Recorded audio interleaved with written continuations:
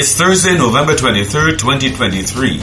I'm David Ellis with the Ellis Report on Capital Media HD 99.3. A dispute over parking in the Bridgetown port has caused a delay in the delivery of several containers and the items in them. This has in turn resulted in complaints about a shortage of some food items on supermarket shelves.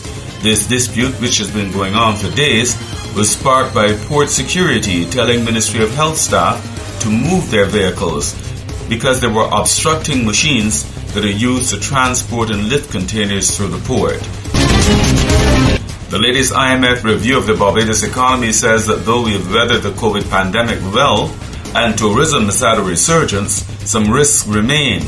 In its staff report, the fund says that tourism could have a slower than expected recovery depending on developments in its source markets, while Russia's war in Ukraine could further increase global commodity prices and fuel inflationary pressures. This, it adds, could then reduce real incomes in both the main tourism source markets and in Barbados itself. Government has shifted this year's Independence Day parade to the Usain Bolt Sports Complex. Minister of Home Affairs Wilfred Abrams is urging the public to give the new venue a chance.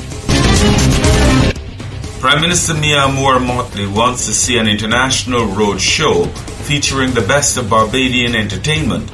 She said so last evening while being presented with a copy of Emile Straker's new book entitled My Island and Me. Trinidad soca star Ira George has had a change of tune after heavy criticism for putting the national anthem in his 2024 Carnival release called Happy People.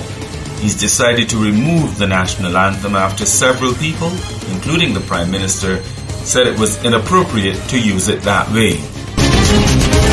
In Antigua, the High Court has turned down an appeal by the daughter of a Russian oligarch to prevent the sale of the super yacht the Alphano.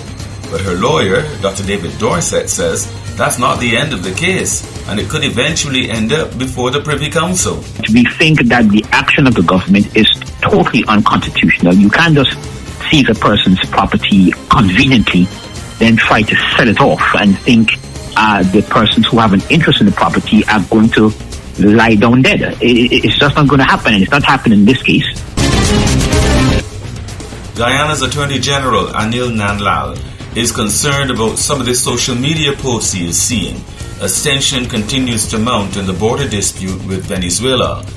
He is urging Guyanese to listen to official channels only. There are a lot of irresponsible postings, a lot of false postings, a lot of hysterical postings, a lot of fear-mongering.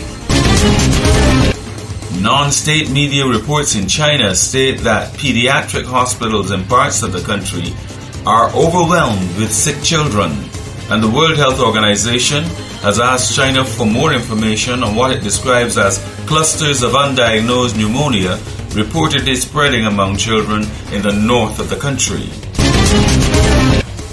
Today's forecast says that unstable conditions are affecting the island. As a result, it will be cloudy to overcast, with scattered moderate to heavy showers at first, becoming increasingly sunny towards the afternoon. I'm David Ellis with the Ellis Report on Capital